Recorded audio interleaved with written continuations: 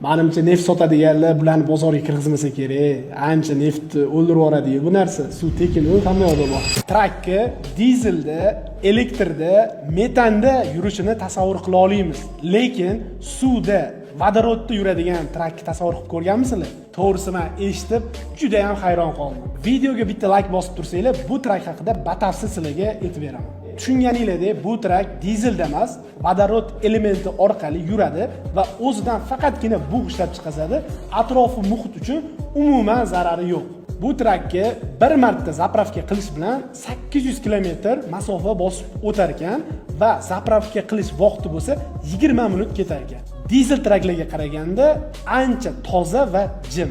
Buni sig'imiga keladigan bo'lsa 700 kilogramm vodorod elementi ketadi deb aytishyapti.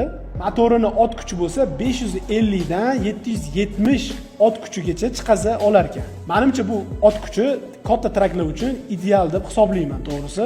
Eng qiziq joyi, buni narxiga keladigan bo'lsa, bu traklar Nikola kompaniyasi tomonidan ishlab chiqarilib, narxi bo'lsa 350 ming atrofida deb berilyapti.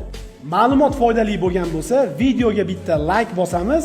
Bunaqa traklar kelajakda ommalashadimi yoki yo'qmi? Nima deb o'ylaysizlar?